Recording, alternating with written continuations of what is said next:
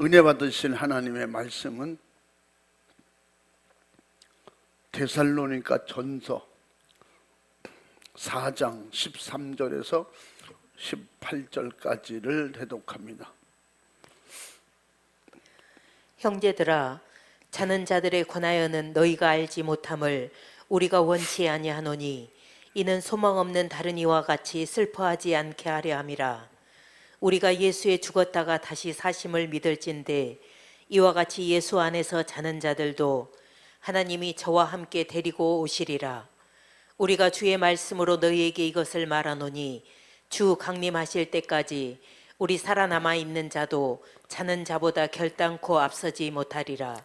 주께서 호령과 천사장의 소리와 하나님의 나팔로 친히 하늘로 쫓아 강림하시리니 그리스도 안에서 죽은 자들이 먼저 일어나고 그 후에 우리 살아남은 자도 저희와 함께 구름 속으로 끌어올려 공중에서 주를 영접하게 하시리니 그리하여 우리가 항상 주와 함께 있으리라. 그러므로 이 여러 말로 서로 위로하라. 아멘. 아멘. 따라해 보겠습니다. 미래가 예비된 사람들. 큰 소리로 다시 시작. 그 사람들이 저와 여러분이 될 수 있기를 주의 이름으로 축원합니다. 미래가 보장 없는 삶처럼 불안한 게 없어요. 내일도 불안하고 모레도 불안하고 내년도 불안하고 내가 5년 더 살아도 불안하고 10년 더 살아도 사는 게 재미없고 이게 왜 사는지 몰라. 그 사람 참 불쌍한 사람이에요. 날마다 힘든 일만 많고 웃을 일보다 슬픈 일이 많고 희망과 용기를 얻기보다 좌절과 낙심스러운 일만 산같이 다가오고 있을 때 이런 사람이 세상 살만나겠어요? 식구는 10명인데 방독한에 한 15평에 사면 그리고 더 좋은 집으로 갈 수 있다는 희망이 전혀 없으면 그 자녀들하고 가족의 삶이 막막하지 않겠냐요. 우리 옛날에 다 그렇게 살았던 때가 있었어요. 6.25 직후에.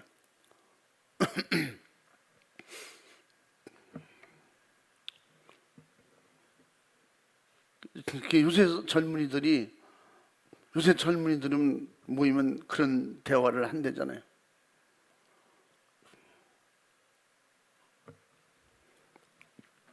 좋은 환경이고 집도 좋고 방도 각방 다 쓰고 지금 식구가 조건이 그게 되거든요.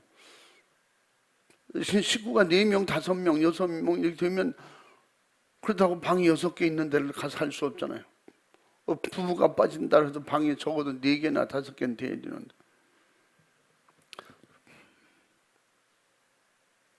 그래서 어떤 젊은 의사들이 연구를 한 거예요. 왜 이렇게 자꾸 결혼은 안 하려고 자녀를 안 낳으려고 하고 왜 인구가 자꾸 줄어드냐. 근데 옛날에는 인구가 너무 많을 때가 있었거든요. 그래서 둘만 낳아서 잘 기르자, 심지어는 한 명 낳아서 잘 기르자 그럴 때가 있었고, 더 심각한 거는 한 집걸로 하나 낳기. 그건 나왔다가 며칠 만에 말로 몰매를 맞고 없어졌어요.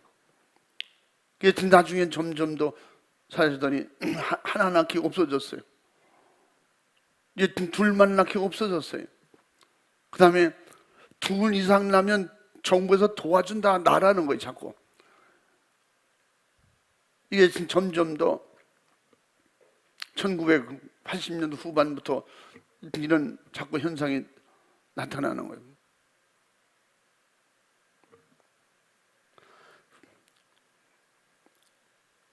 조그만 한 집에 7명, 8명 살 수 있는 그런 환경인데도 불구하고 아기가 많았고, 지금은 살기 좋고 오히려 식구가 많아도 다 먹여 살릴 수 있고 먹인다는데, 정부에서도. 근데 아기를 안 낳고 없거든요. 그래서 가난한 나라일수록 미래가 막막한 것은, 자식은 많이 낳았는데 그 애들 앞길을 열어줄 만한 그런 정부 차원에서도 안 되고 가정도 안 되고, 우리가 산하 제한을 하자고 그러고 그렇게 했었고, 우리도 오히려 한 집에 6명, 7명, 8명 그렇게 살 때가 인구가 많아졌다는 거예요. 지금은 각방 쓰게 하면서 인구가 적으니까 그럴 수도 있지만 자녀가 적으니까, 그게 이제 문화 환경 따라가고 경제 수준에 따라서 그렇게 지금 우리가 이런 상태까지 온 거예요. 그러니까 부유하게 사는 나라 치고 인구가 넘치는 나라가 없잖아요. 가난한 나라가 오히려 인구가 넘쳐요. 그래서 인구가 너무 많으면 미래가 막막해지고, 또 인구가 너무 적으면 인력 자원이 부족하고. 그래서 저는 계속 떠올리는 게 에덴 동산이 그립다. 에덴 동산은 그런 게 없잖아요. 산하 제한도 없고, 또 들나서 걱정도 없고, 너무 많이 나서 걱정 없고, 너무 많이 먹어서 걱정 없고, 너무 적게 먹어서 말라 죽을까 봐 걱정도 없고, 또 병들어 죽을 거 염려 걱정 없고. 그런데 이 땅에 악한 미혹한 영들이, 그러니까 미혹하는 타락한 전사 마귀요, 마귀 사탄 귀신 역사는 일단 평화롭게 살고 잘 살고 미래가 보장되는 이걸 원치 않거든요. 하루하루 살다가 그냥 지옥 가는 거, 여튼 지옥이 무슨 미래가 있어요? 지옥에 무슨 지옥이 희망이 있어요? 또 죄 이후에 무슨 보람이 있고, 죄에 무슨 희망이 있고, 죄에 무슨 용기가 있고. 죄는 내일이 없는 거예요. 죄는 무조건 다 절망이에요. 좌절이에요. 낙심이에요. 지옥의 미래가 미래예요? 지옥에 희망을 거는 사람이 어디 있어요? 나는 결코 죽어서 지옥 갈 거야, 난 그를 위해서 살 거야, 그런 사람이 있습니까? 물론 지옥과 천국을 믿지 않는 사람은 지옥 가도 상관없어, 그냥 부자로 살아봤으면 좋겠어. 또 병든 사람, 지옥 가도 상관없어, 건강하게만 살았으면 좋겠어. 이게 미래가 없는, 천국도 모르고 지옥도 모르는 그런 무신론자들 말고. 그래서 더더군다나 우리 믿는 사람들 속에는, 예수 믿는 사람들에게는 미래가 예비된 사람, 미래가 보장되어 있는 삶이 있기 때문에, 그래서 우리 가난해도 주님 의지하고 웃을 수 있고, 우리는 힘들고 어려운 일이 있을 때 기도만 하면 용기가 생기고 기분이 좋아지고. 그래서 세상 사람들이 볼 때는 우리는 많이 가졌어도 웃을 일이 없는데, 저 가난한 저 집은 그냥 매일 찬송 부르고 기도하고 좋아하는 이유가 뭐냐? 옛날에 그런 동네에서 만났던 1960년대 후반 70년대 초반에 있었던 서울의 얘기 한번 한 적 있잖아요. 자식이 6명, 7명인가 6명, 가난하게 그냥 운막 같은 집에서 살면서, 그렇게 살면서 아주 행복한 가정. 부인을 3명씩이나 두고 그냥 집이, 그렇게 좋은 집이 몇 채씩이나 있고 땅도 있고, 그런 집이 불행한 그런 삶을 살았던 어떤 분의 간증을 제가 말씀드린 적이 있어요.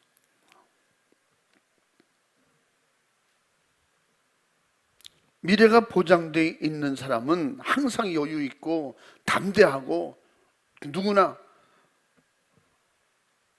누구를 만나든지 희망을 줄 수 있고 용기를 줄 수 있고 미래를 자신 있게 소개할 수 있는 사람이. 이게 믿음으로 천국이 보장되어 있는 사람, 믿음으로 천국이 예비되어 있는 사람, 이런 사람. 우리 누구나 비켜갈 수 없는 그런 길을, 인생길을 가고 있는 거예요. 누구의 도움을 받을 수는 없어서, 사람은 다 똑같기 때문에. 누구의 도움을 받아도 미래는 없어요. 뭐 내일 모레가 없다, 내일 모레도 보장이 안 된 사람은 슬픈 사람이지만, 우리가 10년, 20년, 50년을 더 살아도, 100년, 150년을 살아도 미래가 없는 사람, 그 미래를 줄 수 있는 사람이 없는 거죠.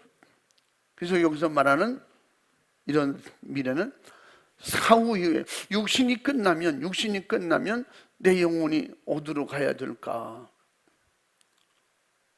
자기 스스로 삶을 정할 수도 없지만 자기 스스로 그 천국길을 예비할 수도 있고 없고, 도움받을 수도 없고 도와줄 수 없는 이런 혼자 스스로, 때로는 고통스럽고 힘들어도 외롭게 혼자 가야 되는, 스스로 가야 되는 이런 인생길을 이 세상에는 없다는 거예요.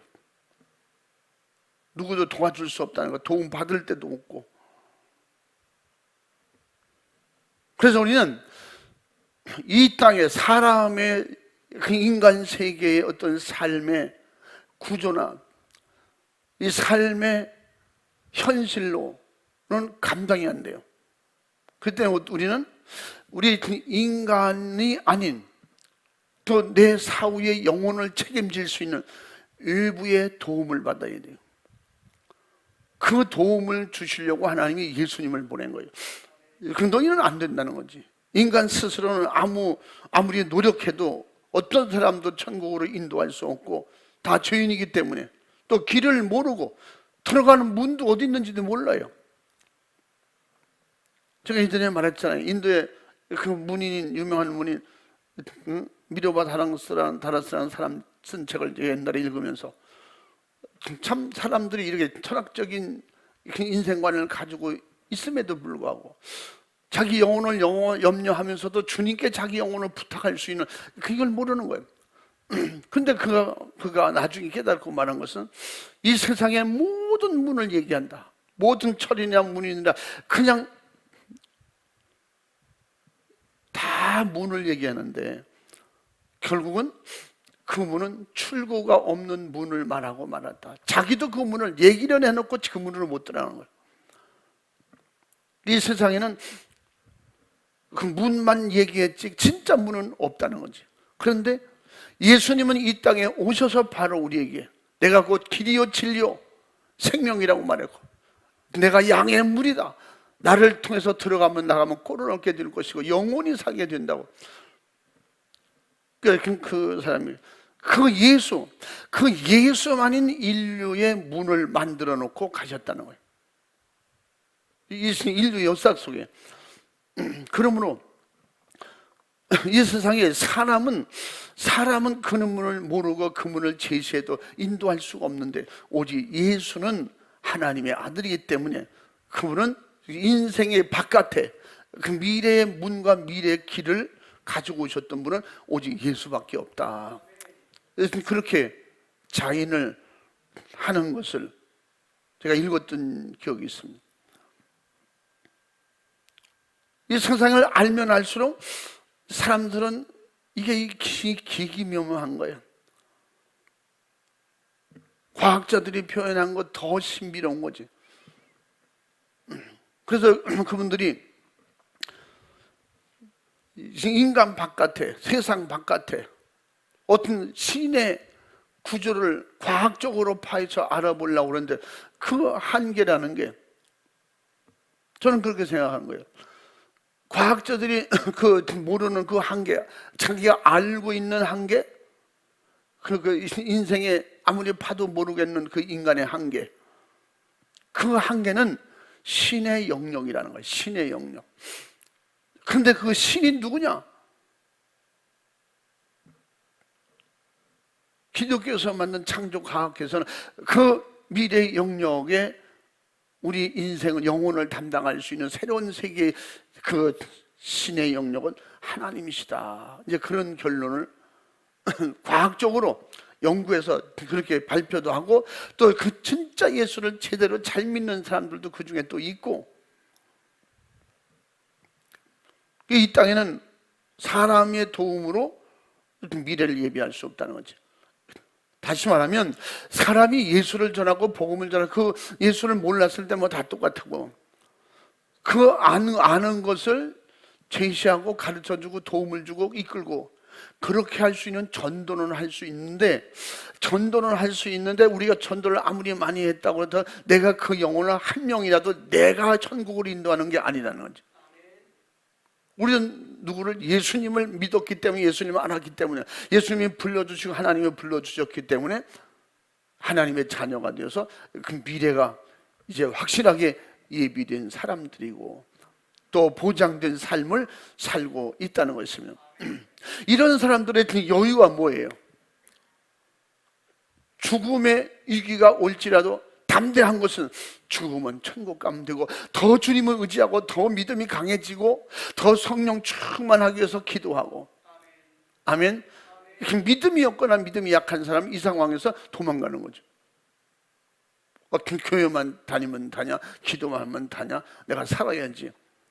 육신이 살고자 하면 주님은 반드시 죽는다는 거예요. 주님께 맡기고 주님 뜻대로 살려고 하면 주님께서 보장해 주시고 책임져 주신다고 약속해 주신 것을 믿으시면 아멘 합시다. 우리 길을 모르기 때문에, 출입문도 모르기 때문에 예수님께서 우리에게 오셔서 뭐라 했어요? 로마서 3장 10절 말씀에 한번 읽어봐. 기록한 바 의인은 없나니 하나도 없으며. 아멘. 왜 사람이 인도할 수 없냐? 의인이 하나도 없다는 거지. 그리고 의인이 인도할 수 있는, 주님이 말씀하시는 의인은 사람이 의인이 돼서 누굴 인도할 수 있는 그런 의인이 하나도 없다는 거지. 이 땅의 모든 사람은 다 죄인이야. 예수님도 이 땅에 육을 입고 있을 때 죄를 뒤집었으니까 죄인 되는 거예요. 우리 인류의 죄를 뒤집었으니까 예수님이 죄인, 중죄인이 되어가지고 우리 대신 사형받으신 거예요. 그러므로 예수님께서 그 육을 입고 이 땅에 오셔서 육으로 살다가 육으로 무덤에 들어가셨으면 예수님도 인류를 구원 못하셨어요. 그분은 죄를 뒤집어 쓰고 대신 죽어주시고 죄인으로 죽은 거예요. 죄는 하나도 안 졌지만 죄를 뒤집어 쓰니까, 그러니까 지금도 억울하게 누명을 쓰고 감옥살이 하는 사람들도 있대잖아요. 예수님이야 말따나 억울하게 뒤집어 쓰고, 그게 예수님은 스스로 나도 모르기 때문에 변명한 게 아니고 다 아시면서 그 죄를 다 날 줘라. 모든 인류의 사람들의 죄를 다 날 줘. 내가 대신 담당하고 마귀에게 그 죄값을 내가 치르마. 죽음의 표시로 그 피를 우리에게 주신 거예요. 그러므로 예수님께서 죽으셔서 장사하심으로, 늘 말씀드린 것처럼 예수님께서 십자가에서 우리 죄를 해결하셨고, 할렐루야. 예수님이 죽어 장사 지냄으로 우리의 사망을 담당해 주셨어요. 죄와 사망을 예수님이 친히 담당하시고 그분이 우리를 구원하실 수 있는 의의를 드러내신 것이 부활이에요. 하나님의 그는 죄가 없다. 죄로 인해서 육은 죽었고 예수님이 다시 사신 것은 하나님으로 사신 거예요. 인간으로 사신 게 아니고. 그래서 예수님께서 세상 인간들은 혈과 육이 있고 먹어야 살지만 나는 그렇지 않다. 그러나 너희 보기에도 내가 음식을 먹을 수도 있지 않느냐? 이것이 하나님의 능력이라고 그러면서 그렇게 보여주시고, 나는 하늘나라로 도로 가야 되는 하나님의 아들이요 나는 하나님이다. 인간은 그런 인간이 하나도 없잖아요. 그래서 그 일을 예수님께서 친히 담당해 주셨고, 근데 그 말씀을 들어도 깨닫지도 못하고 또 그냥 하나님을 찾지도 않기 때문에, 그렇기 때문에 인간은 그 예수님을 만날 수 있는 기회가, 이게 마음의 문을만 열면, 그래서 계시록 3장 20절 말씀에 그 마음의 문만 열면 예수님께서 들어오신다는 거예요. 아주 제일 쉬운 방법을 가르쳐 주시는 거거든. 방 안의 사람이 바깥의 사람을 보고 싶거나 그 방 안에서 바깥의 사람을 모셔드리려면 문만 열면 되는 거예요. 응? 문만 열면 어서 오세요. 바깥에서 놓고 할 때 들어오세요. 열어만 주면 되는데 그걸 못한다는 거예요, 인간들이. 예수 믿읍시다, 천국 갑시다. 예수 믿기만 하면 천국 가는데 그걸 못하는 거예요. 그래서 이 인간들이 결국은 깨닫지도 못하고 하나님을 찾으려고 노력도 하지 않는 거예요. 아까 3장 11절 말씀에 그 읽어봐. 깨닫는 자도 없고 하나님을 찾는 자도 없고. 아멘. 아멘. 이게 누구예요? 의인은 하나도 없고 다 죄인이기 때문에. 이게 죄인의 모습들이라는 거예요. 왜 죄인이 지옥 가야 됩니까? 죄를 졌기 때문에 지옥 가죠. 근데 죄인도 천국 갈 수가 있는 거예요. 근데 그 천국 갈 수 있는 죄인들이 왜 지옥 가요? 지금 말씀하신 예수님이 나타나서 가르쳐줘도 깨닫지 않는 거예요. 보여줘도 하나님을 찾지 않는 거예요. 그럼 어떻게 해요? 하나님의 죄인을 강제로 끌고 들어갈 수는 없어요. 스스로 돌아왔을 때 마음의 눈을 몸을 열고 예수님을 모셔드리고 죄를 회개하고 주님을 따라가려고 할 때 주님은 묻지도 않고 우리를 회개시켜 죄를 사해 주시고 의인 만들어 우리를 천국, 예수님의 그 피의 문을 통과해서 예수님과 함께 좁은 길을 갈 수 있도록 인도해 주신다는 거예요. 길을 열어놨어도, 문을 만들어놨어도 그 보아도 모르고 그 길을 제시해도 알아듣지도 못하고 가려고 하지 않는 이런 미련한 어리석은 인간들은 미래를 준비해놓고 예수님께서 오셔서 비유로 다 말씀하셔. 돌아온 탕자라든가 또 3가지 잔치 벌려놓고 청한 사람 길거리 나가 또 데려오고 산울가에서 데려가서 강원하에 데려오고 그렇게 우리가 스스로 찾아서 가야 되는데 주님이 우리를 찾아오셔서 우리에게 권고하시는 거예요. 우리에게 가르쳐 주시는 거예요. 우리에게 도움을 주시는 거예요. 그래서 깨닫지 못하면 예비된 미래는 바라볼 수도 없고 갈 수도 없는 거예요. 그렇기 때문에 인간들이 그렇게 스스로 찾아서 할 수 있는 인간이 하나도 없기 때문에. 그래서 예수님께서 어떻게 했어요? 우리에게 찾아오셨어. 예수님이 찾아오셔서 친히 불러주셨어요. 여러분, 제자들 예수님이 부르지 않았으면 오지 않아요. 누구도 제자가 되고 싶으면 스스로 와라 그랬으면 한 명도 안 왔겠죠. 예수님이 찾아가서 부르셨다니까. 불러다가 제자 삼은 거예요. 그래서 뭐라 그랬어요? 하나님이 부르시지 않으면 올 자가 하나도 없다는 거예요. 그 말은 예수님을 보내서 청하지 않았으면 올 자가 없다는 거죠. 예수님을 보내고 죄를 해결해주고 예수 믿기만 하면 천국 간다, 그 예수님을 보내지 않았으면 우리를 초청하러 예수님을 보낸 거예요. 그걸 비유를 들어서 부잣집에 잔치집에 사람을 보내서 청한 사람을 불렀고 청한 이스라엘 백성, 택한 백성을 하나님의 율법을 가진 자들을 예수님께서 누차 가르치고 설명해도 그들이 알아듣지도 못하고 돌아오지 않잖아요. 이미 청함받은 사람 그거 내믿었어요. 또 그래서 누가복음에 뭐라 그래요?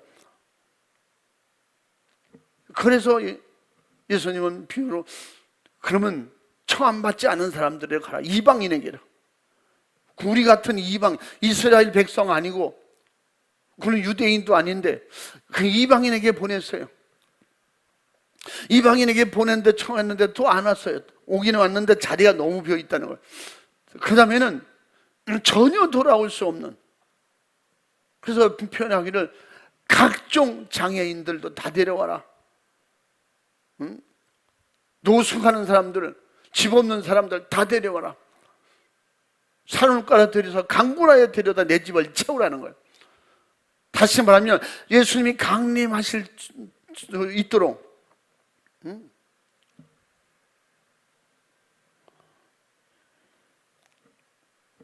이방인들, 택한 백성, 또 이방인들의 수가 찰 때까지 계속, 지금 그 숫자가 참 주님이 오시겠다는 거죠. 그렇게 비유로 말씀해 주시고 듣게 하시고 보게 하시고 알려주셨는데도 모르는 거예요. 그러니까 예수님이 친히 오셔서 우리를 초청하고 우리를 불러주셨어요. 예수님의 제자들을 부르셨어요. 불러서 데려다가 제자 삼은 거예요.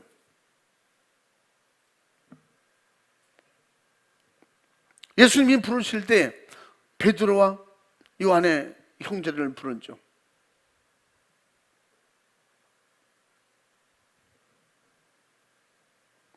그들은 본래 고기 잡는 사람이잖아요. 베드로와 요한의 형제는 성경상으로 보면 사촌간에 일가 친척이야. 그러니까 항상 고기 잡을 때 그 네 명이 함께 다니면서 고기를 잡았다. 나중에 예수님께서 부활하셔서 갔을 때도 그들이 고기 잡으러 갔잖아요. 고기 잡으러 갔는데 그와 같이 똑같이 그 사촌들이 가서 고기 잡고 있었잖아요. 예수님이 부르셨어요. 사람 낚는 어부가 되게 해주겠다 불러주셨어요.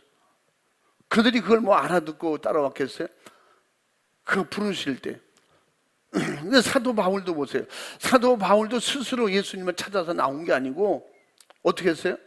다메섹에서 예수님이 불렀어요.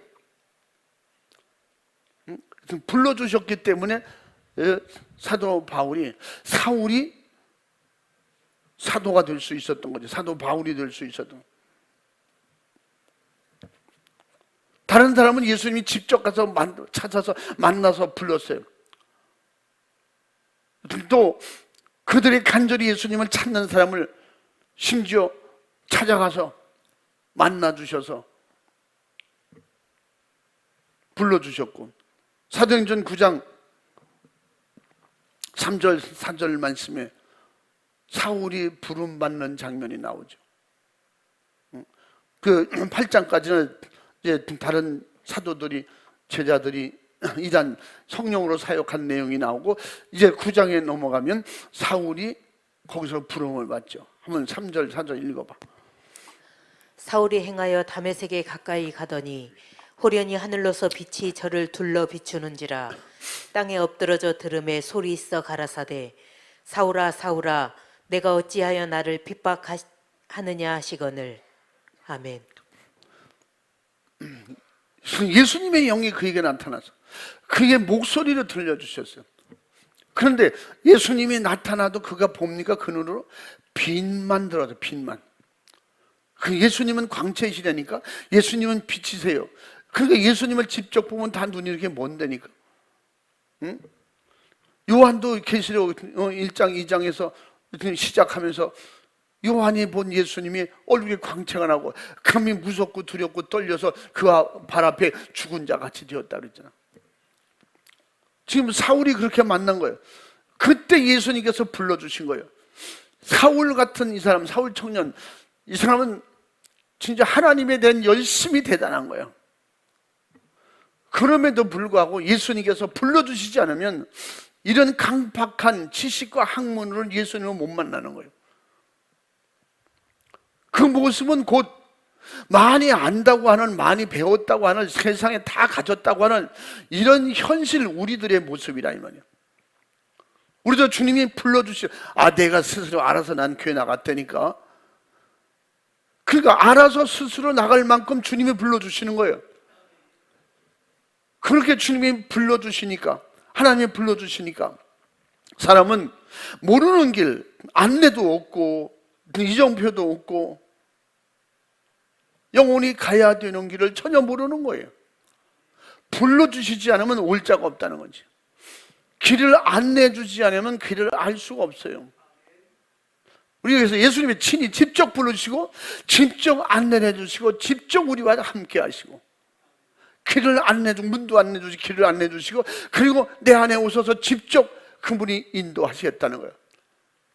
그래서 그 예수님이 오셨던 그 성령을 우리에게 보내주셔서 감각적으로 이제 느낌적으로 영감으로 모든 걸 알고 파악할 수 있도록, 분별할 수 있도록 이렇게까지 따라해 봅니다. 자상하신 하나님, 그분이 아버지야. 아버지는 자식에게 자상해. 이렇게 아버지는 자식에게 다 줘도 계산하지 않아요. 근데 요새는 상속을 해줘도 계약을 쓰고 해야죠. 법원에 공증을 받고 이렇게 계약을 써서 이렇게 조건부 상속을 하는 거예요. 요새 아이들이 얼마나 부모 알기를 지 친구 많지도 않았기 때문에 그 돈을 뒤로 상속해줬다가 그걸 돈을 찾으려고 법원에 고발하는 부모들이 그렇게 많대요. 그래서 우리는 한쪽으로 감사한 게 상속해줄 돈이 없어서 감사해요. 뭐 사후에 돈 덜어내나 뭐 그럴 거 없잖아요. 우리는 그러니까 눈에 보이는 부귀영화를 넘겨주지 아니하고 하늘의 부귀영화를 넘겨줄 수 있는 게 복이야. 그건 소송으로도 안 되고 질투해도 안 되고 더 준데도 안 되고 뺏을래도 안 돼. 우리가 가질 수 있는 믿음 갖게만 해주면 더 많은 재산을 모을 수 있는, 하늘의 재산을 모을 수 있는 것은 본인의 믿음 따라 되는 것이니까 믿음을 키워주는 거예요. 주님을 소개해주고 주님을 의지하고 그 문으로 들어가라, 그 주님을 따라가라, 진리의 말씀만 따라가라. 그 끝이 결국은 예비된 천국이 나온다. 이걸 믿기만 하면 소유할 수 있다는 거예요.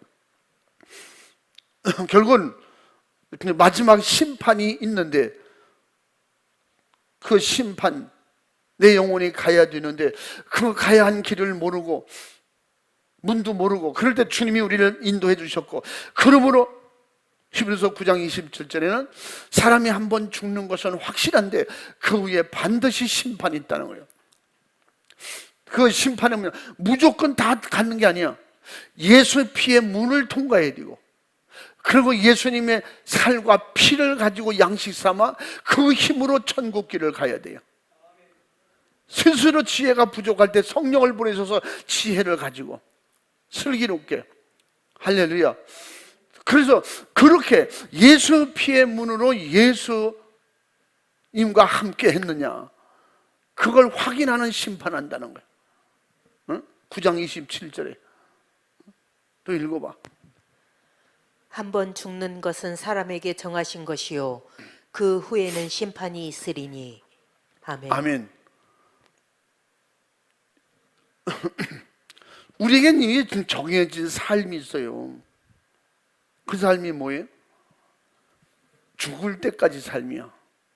죽을 때까지만 내 삶이에요. 육신의 삶.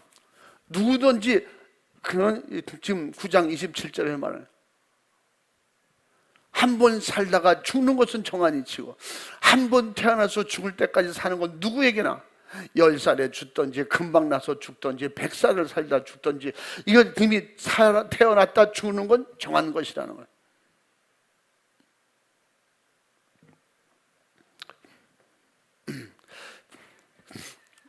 그렇지 않은 예외의 사람이 와 앉았거든. 일어나 가시오. 그 사람은 그 몸은 가졌지만 신령한 사람이니까 그 영인가 봐. 여러분은 한 번 태어난 것도 정한 것이고 죽는 것도 이미 정해졌습니다. 아멘.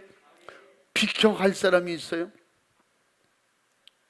그게 좀 빨리 오고 늦게 오고 그런 차이는 있지만 그 삶은 정해진 거야. 어떻게 살든지, 건강하게 살았든지 병들고 정말 힘들게 살았고 어렵게 살았든지 이 땅에서 사는 건 다 정해져 있어요. 다시 말하면 뭐 어떻게 살고 이건 둘째 문제고 반드시 태어났다 한 번 죽는 건 정해져 있다는 거예요. 근데 무서운 것은 그 이후에 육신의 삶이 있을 때 어떻게 살았느냐 하는 심판이 있는 거예요. 어떻게 살았느냐, 잘 먹고 살았냐 잘못 먹고 살았냐 그게 아니에요. 그 어느 나라에서 살았냐 그게 아니에요.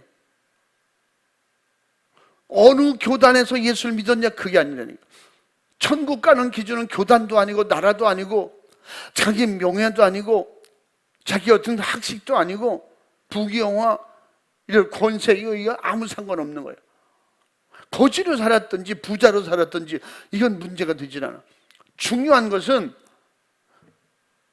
미래가 예비되어 있는 그 길을 갈 수 있는 삶을 살았냐는 거죠. 예수님께서 미래의 길 아니요? 미래의 문 아니요? 그 예수님을 통해서 예비된, 미래가 예비된 사람들, 오늘 제목이 그렇잖아요. 예수님을 통해서 그 예비하고 준비되도록 길을 열어주시고 문이 되어 주셨음에도 불구하고 그를 찾는 사람이 없다는 거예요. 하나님을 찾는 사람도 없고, 예수님께서 목이 터져라 목숨을 걸고 십자가에 죽어가면서 보여줘도 깨닫지 못하는 거예요. 세계에서 우리나라처럼 설교를 많이 듣는 그런 성도가 없어요. 지금 대한민국도 지금 이게 점점 더 나이롱이 돼가. 나이롱이 뭐냐? 나이롱이 뭐요? 응? 그래 이게 빗대서 나이롱이라고 그러잖아. 아유 뭐게 나이롱. 겉엔 그렇듯한데 불만 옆에 가도 찌그러지는 거야. 그 옛날에 나이롱 옷 입었잖아요.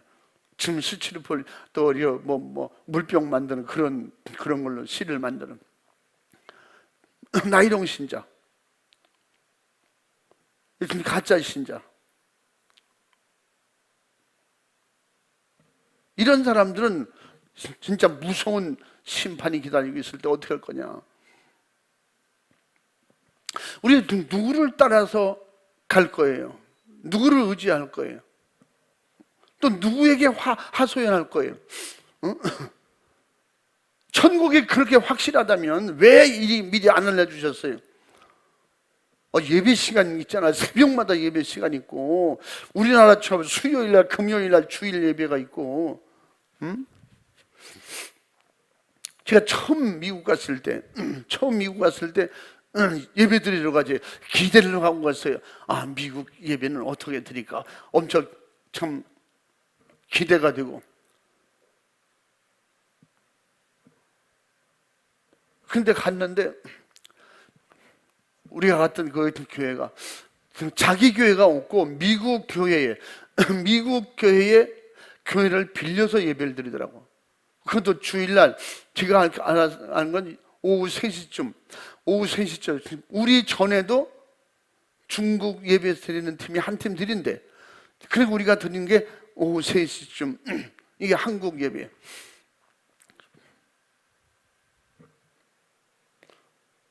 근데 우리가 예배 드릴 때 바깥에 창문 바깥으로 보니까 그 아주 금잔디가 주변에 쫙 깔려 있고, 거기를 어떤 사람이 그냥 긴 막대기를 들고 이렇게 어슬렁 다니는 거예요.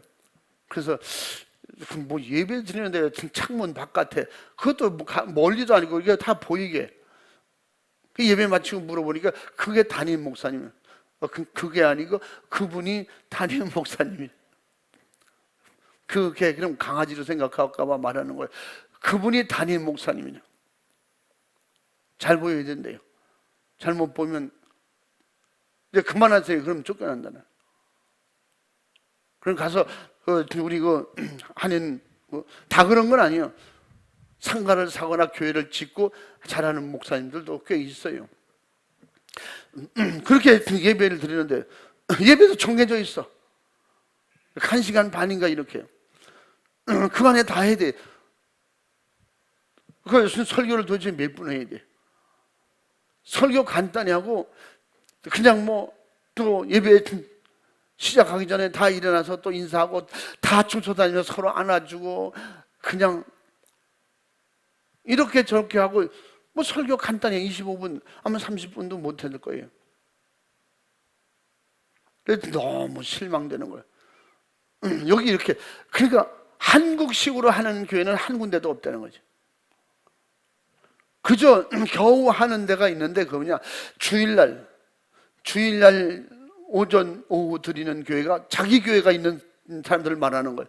그렇게 드리는 데가 있고, 결국 수요 예배는 그냥 낮에 성경 공부, 그냥 그 자기 그룹들이 모여서 바이블 스터디 하는 거예요.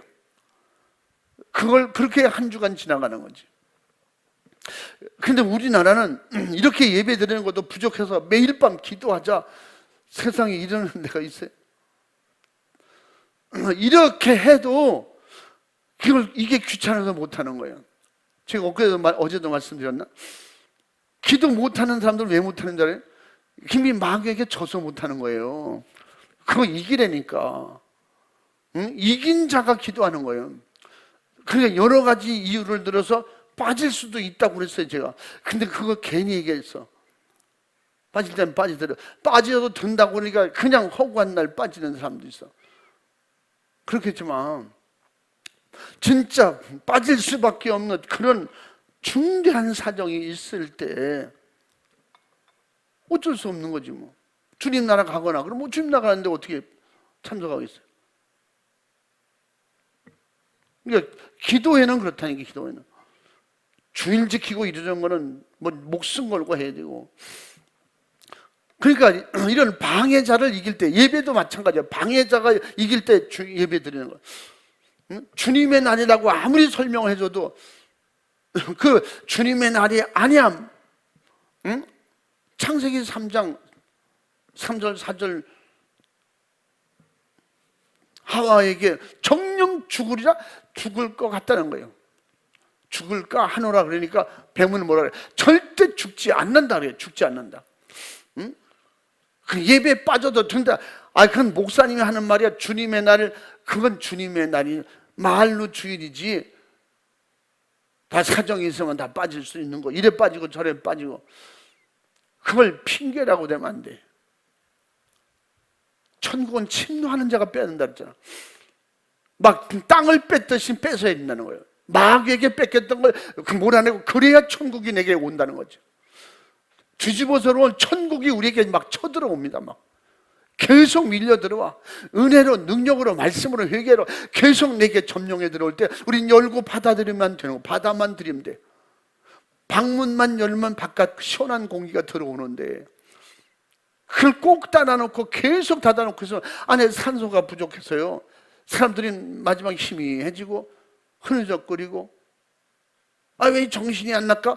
그래서 사람들이 있잖아요. 정신이 왜 이렇게 정신이 안 나고 말이 답답할까? 바깥에 바람 좀 쐬고 와야 돼. 그게 뭐냐? 산소 부족 때문에 그런 거예요. 응? 자꾸 안에서 이산화탄소가 만들어지고 그럼 산소 부족하게 되고 산소가 부족해도 모르고 답답하고 가슴이 가깝해. 근데 문을 열어놓으니까 아이고 바깥바람이 드니까 살 것 같으네. 그 산소가 들어오니까 사는 거예요. 산소 부족이 엄청 그런 무서운 거예요.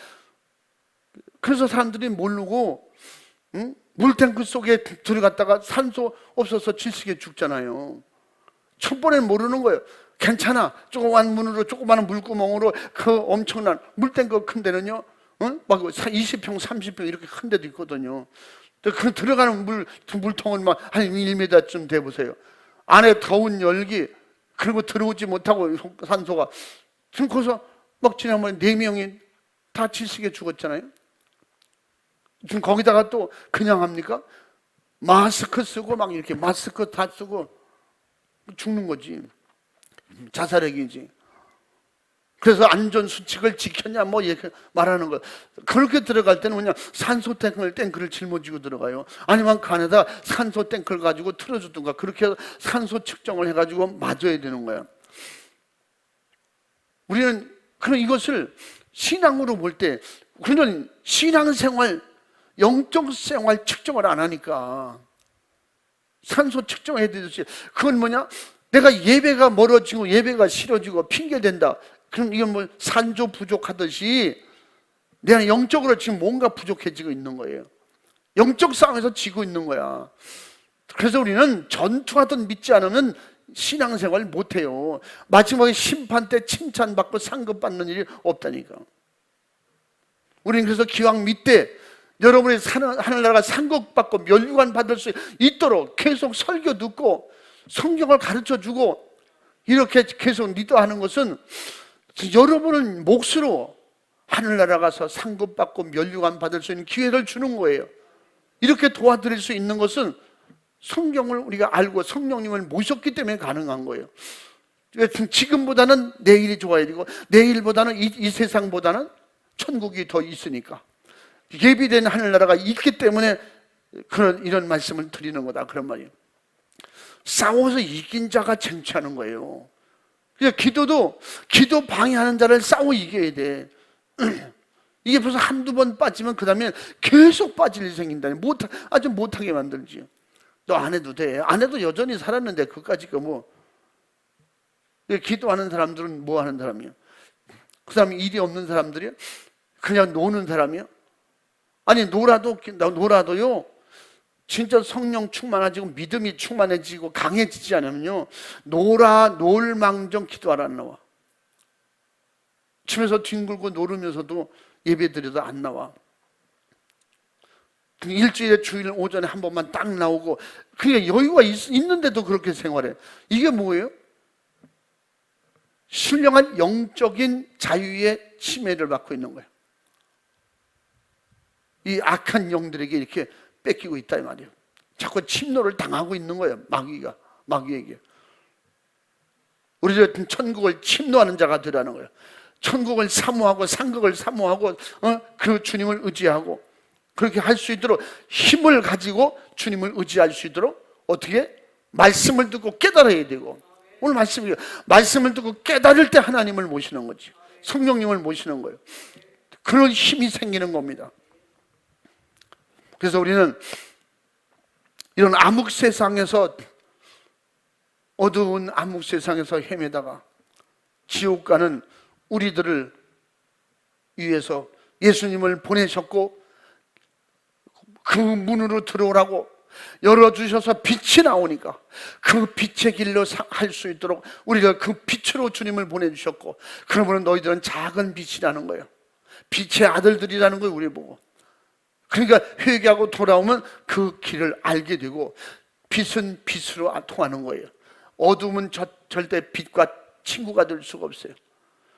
절대 어둠은 빛의 자식이 될 수 없어요. 응?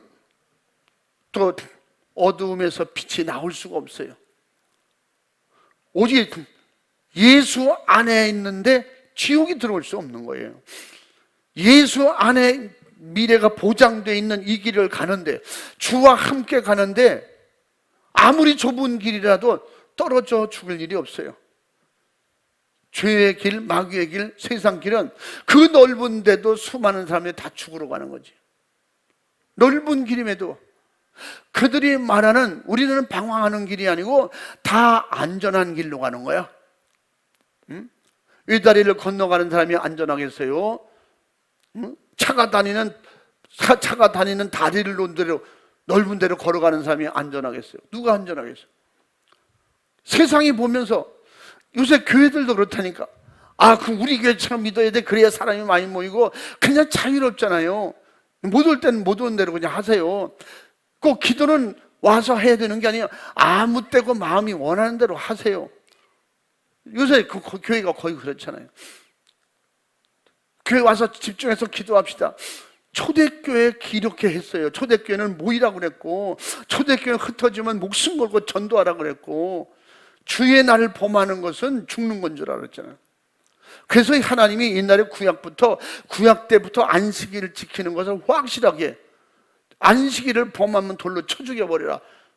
그러니까 하나님과 아무런 상관없는 사람, 하나님을 대적하는 사람, 천국에 못 들어갈 사람이 교회 열심히 다닌들 헛수고잖아요. 우리는 그래서 이런 말씀도 드리는 것은, 교회를 다니되 헛수고하면 안 된다, 실패하면 안 된다. 응?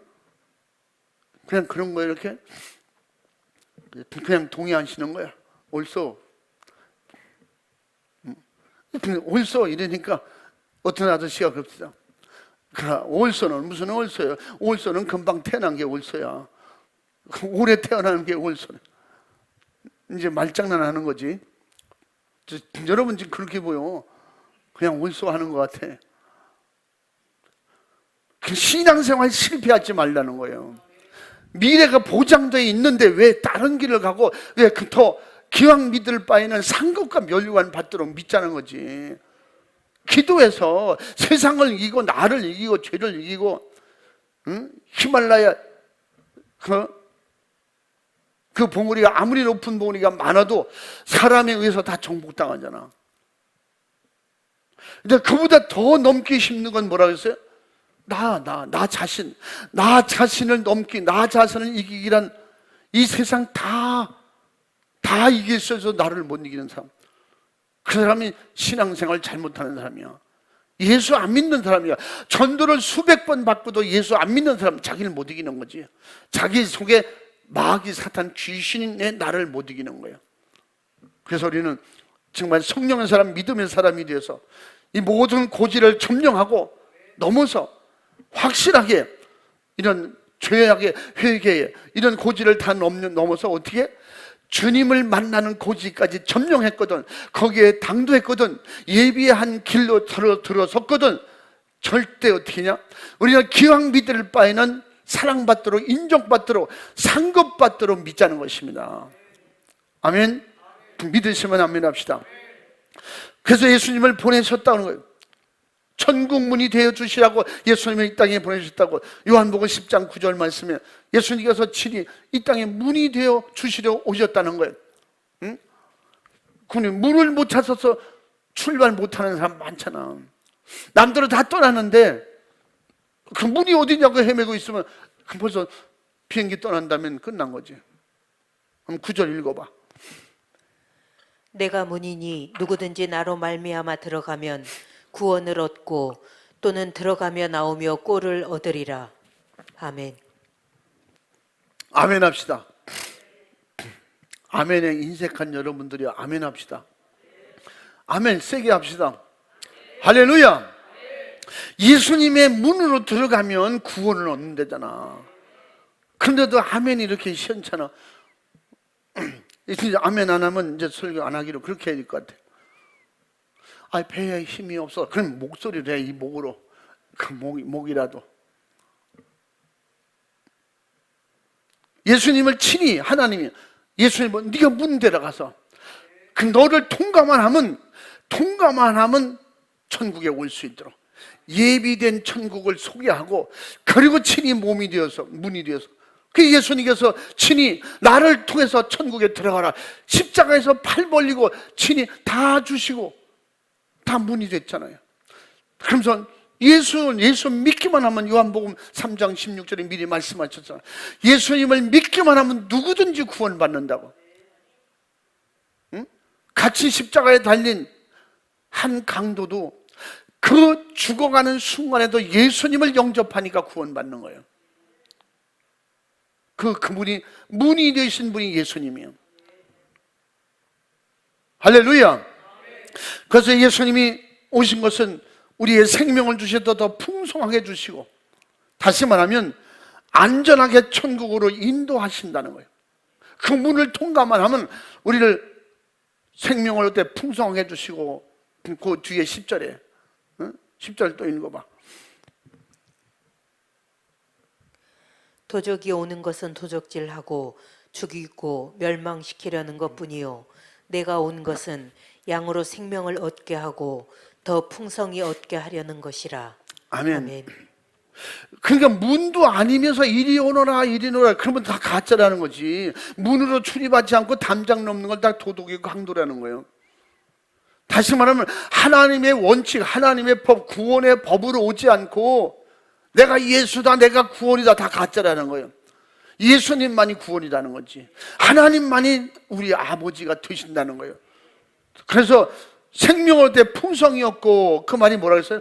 안전하게 미래를 준비해 줄게. 예수님이 우리에게 오셔서 다시 말하면 우리는 지옥의 중병에 걸려 있어요. 지금 전 세계가 지옥의 중병에 걸려 있어요. 교회 안에도까지 이게 질병이 계속 우리는 코로나19를 통해서 실감하잖아요. 전 세계 어떤 사람이고 영혼을 가진 인간들은 만나면 걸리는 거예요. 그래서 결국 자꾸 떼어놓게. 그는 모이기를 힘쓰라고 했는데 자꾸 모이기를 해치게 만들어. 그는 모이지 못하게 하는 병에 걸려. 지금 우리 교회들이 성도들 속에 신앙생활 속에 지옥 가는 중병에 걸려 있어요. 상급을 뺏겨가는 그런 세균에 지금 계속 감염되고 있다니까. 이 교회를 다녀도 기도 안 해도 돼. 교회 다녀도 한 달에 한두 번 교회 나가면 돼. 그러면 믿는 거야. 그래도 죽을 때는 천국 가겠지. 그렇게 생각하는 거지. 진짜 영적인 종들을 만나서 그 임종하기 전까지 진짜 뼈에 기름을 짜듯이 그렇게 애말르는 거예요. 그 영혼 지옥 가봐. 지옥 보낼까 봐. 지옥 보내고 주님 앞에서 내가 무슨 면목으로 주님 앞에 하나님 앞에 설 수가 있겠어요. 영혼 맡겨줬더니 그 지옥 보냈어? 그럼 어떻게 감당할 때? 그 주의 종들이 그러니까 함부로 막 말하면 안 된다니까. 무서운 줄 알아야지. 누누이 말씀드리잖아요.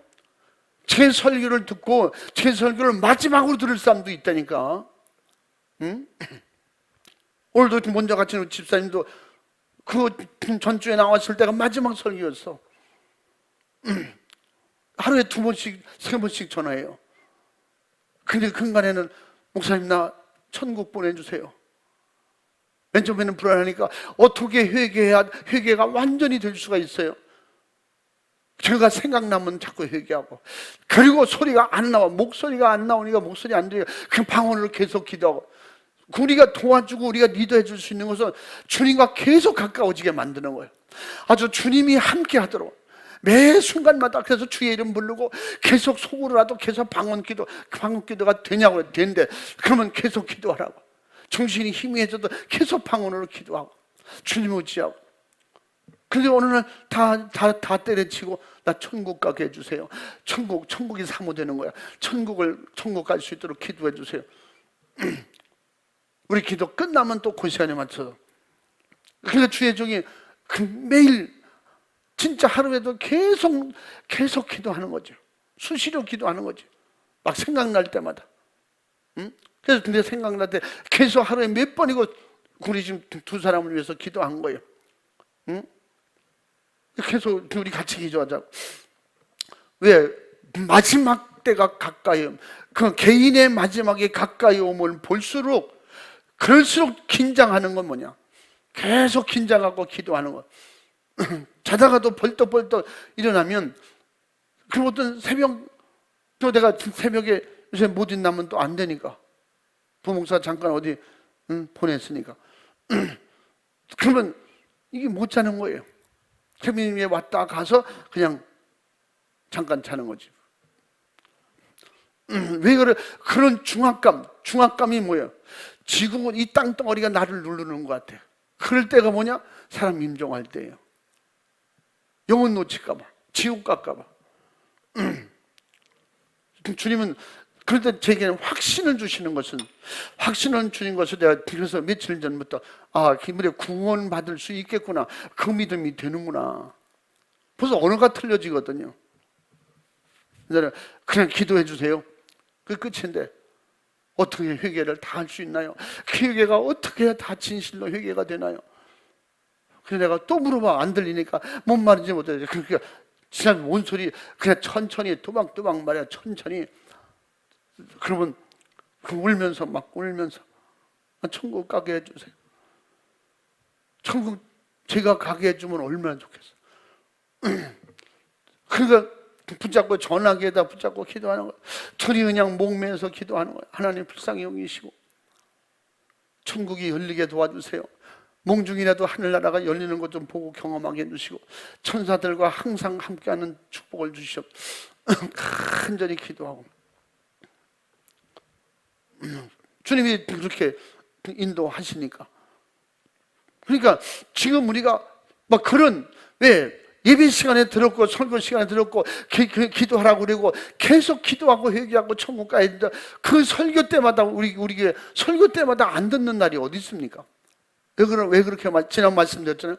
제 설교를 마지막으로 듣는 사람들이 있다면 어떻게 할 거냐는 거지.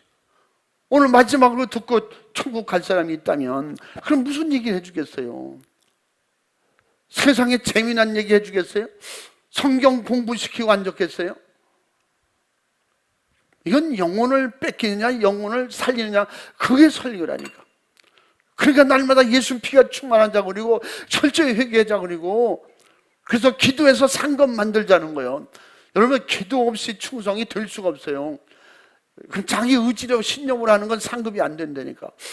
그래서 무엇을 하든지 먼저 전도에도 미리 와서 적어도 30분, 1시간 동안 막 기도하고, 내가 말할 때 내 말하지 않게 하시고, 주님 마음을 가지고 하게 하시고, 구령을 열정으로 예수님의 십자가 지시 그 심정을 주시고, 그래서 기도하고 나가서 말할 때 듣는 이들이 어떻게 깨달음이 일어나는 거지.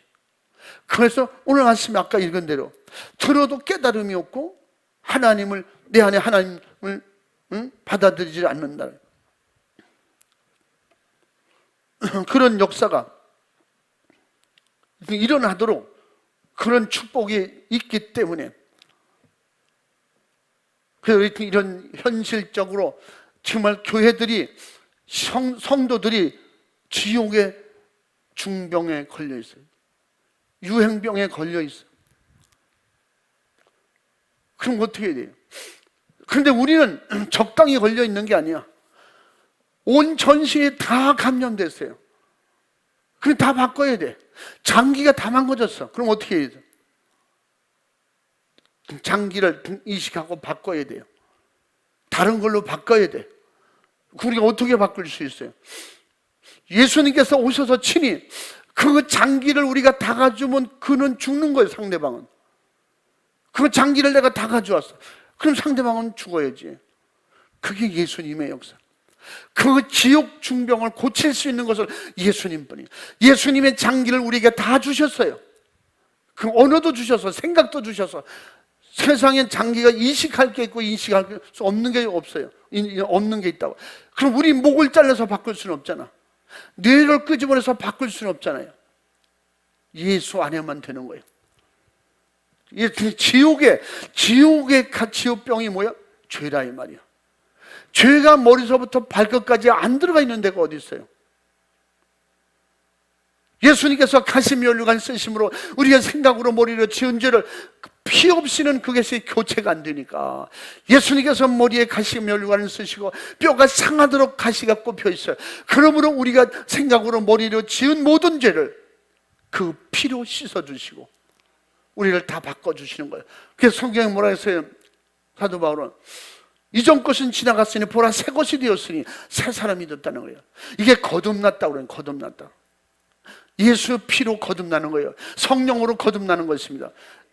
예수님으로 장기 이식을 받은 거예요, 우리가. 그러면 예수님을 통해서 장기 이식을 받았으면 예수님처럼 돼야 되는데, 장기 이식을 전체를 다 바꾸지 못했기 때문에 손발만 씻다가 말하면 안 되잖아.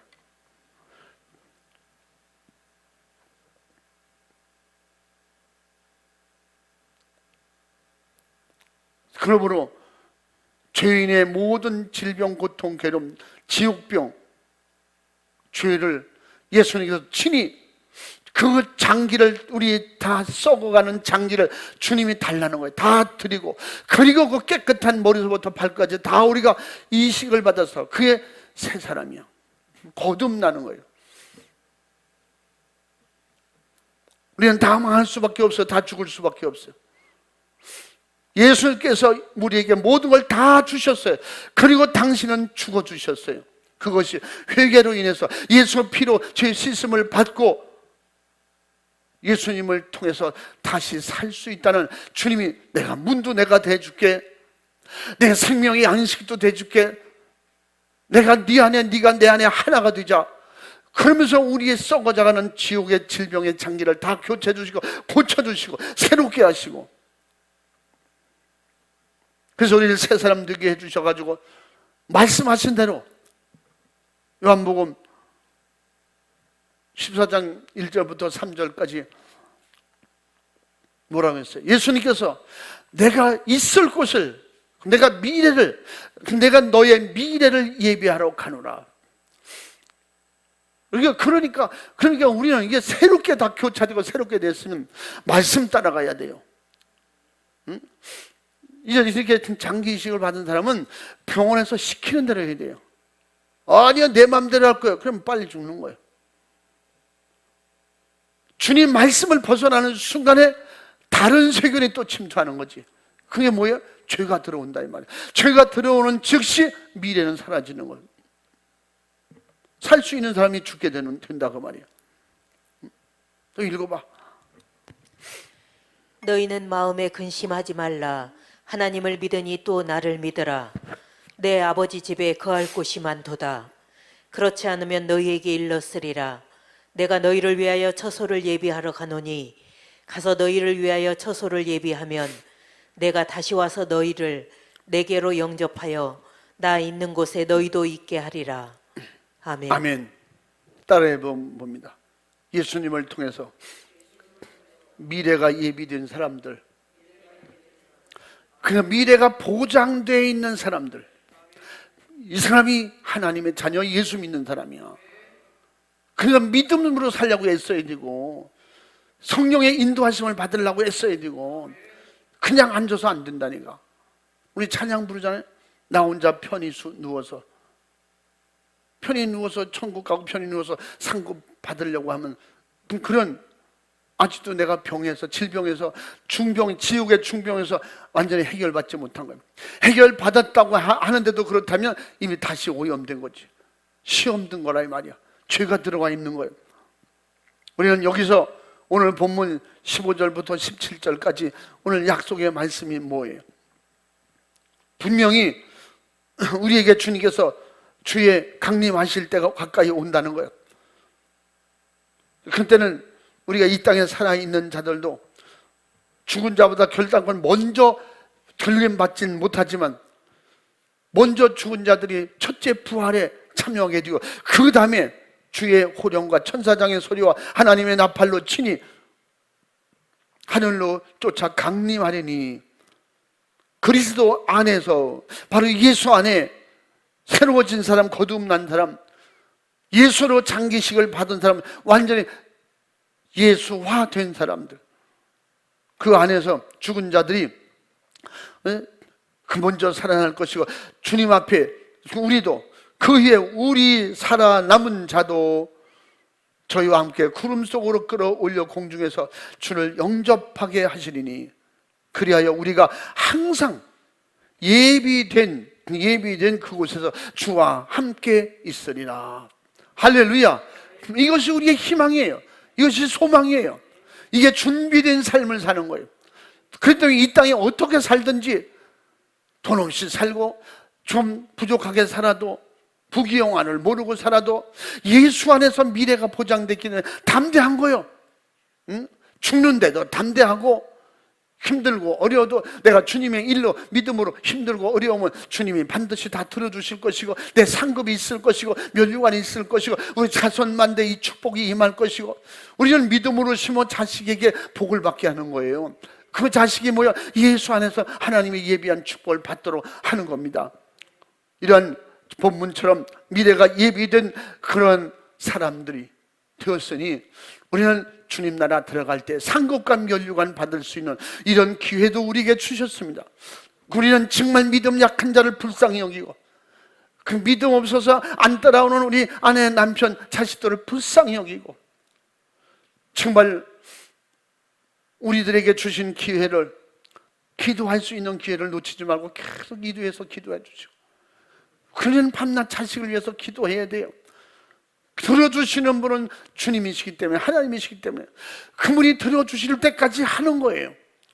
그리고 부르면 우리는 내 할 이 의무 다 감당했으니까 나머지는 들으신 주님이 하나님이 하실 일이고 그래서 다 버리고 가는 거예요. 그렇게 예비된 곳이 있어요. 예비된 축복받은 사람이요.